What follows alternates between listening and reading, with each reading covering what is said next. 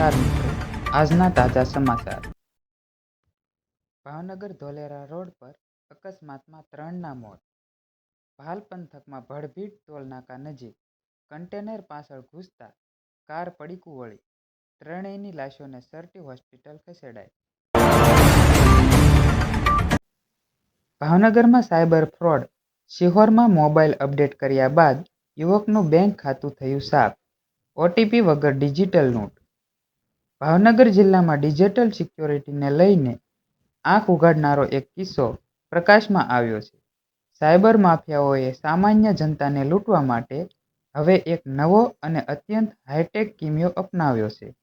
સ્માર્ટફોનમાં થયેલા એક સામાન્ય બદલાવ બાદ ઓનલાઈનના માધ્યમથી થયેલી આ અદ્રશ્ય લૂંટ પાછળની ચોંકાવનારી મોડસ ઓપરેન્ડી જાણીને સોશિયલ મીડિયા અને સ્માર્ટફોન વાપરતા દરેક નાગરિકે સાવધાન થવાની જરૂર છે. ભાવનગર એલસીબીની રેડ.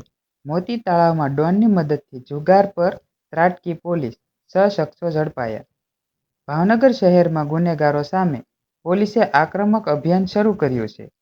તાજેતરમાં એક ખાસ વિસ્તારમાં ચાલતી ગેરકાયદેસર પ્રવૃત્તિઓને ડામવા માટે સુરક્ષા એજન્સીઓએ આધુનિક ટેકનોલોજી સાથે ઓપરેશન પાર પાડ્યું છે. આ દરોડામાં શહેરમાં જાણીતા માથાભારે તત્વો સામે લાલ આંખ કરવામાં આવી છે.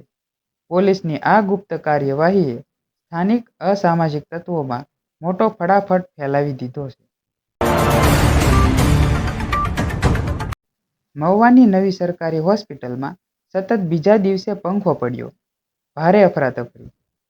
ભાવનગર જિલ્લાના મહુવા તાલુકામાંથી તંત્રની ઘોર બેદરકારી અને નબળા બાંધકામો એક ચોંકાવનારો કિસ્સો સામે આવ્યો છે.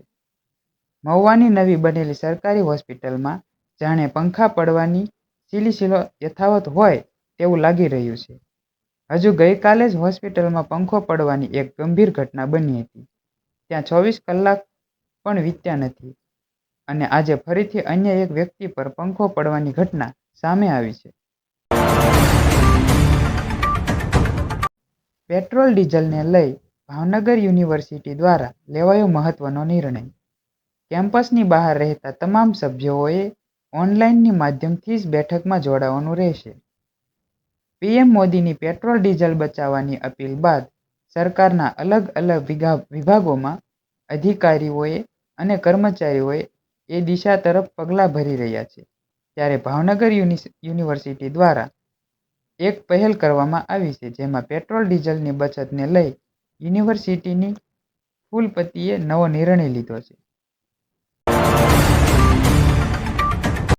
યુવતીએ નોંધાવી દુષ્કર્મની ફરિયાદ, તો સામા પક્ષે કરી મારામારીની ફરિયાદ.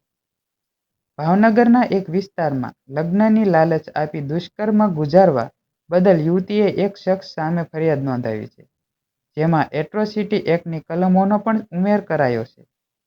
સામા પક્ષે યુવકના પરિવાર બે બહેન વિરુદ્ધ ઘરમાં ઘૂસી મારામારી અને ધમકી આપવાની વળતી ફરિયાદ નોંધાવી છે.